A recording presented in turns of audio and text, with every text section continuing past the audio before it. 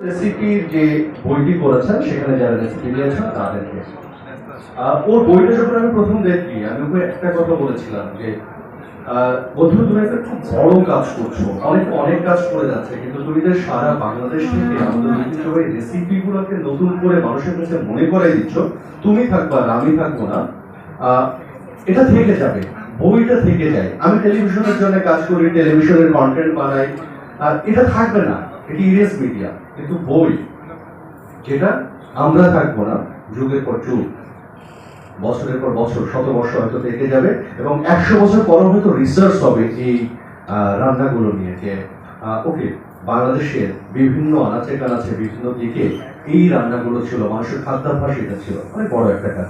সেই কাজের পাশে দাঁড়িয়েছেন শারীর ভাই, সেজন্য সবাই একটা তালি দিতে পারে যে সেটাকে আরো ছড়িয়ে দেওয়ার জন্য শারীর ভাই কাজ করে চলেছেন। বক্তব্য আসলে দিয়ে আমি খুব বেশি অভ্যস্ত না, ছোটবেলায় রাজনীতি যখন করতাম তখন বক্তব্য দিতাম, এখন তো টক শো করি, তো ছোট ছোট প্রশ্ন করি, তো বক্তব্য দিতে চাচ্ছি না। সবাই ভালো থাকুন, সুন্দর থাকুন, দেখা হবে নিশ্চয়ই আবার। ধন্যবাদ।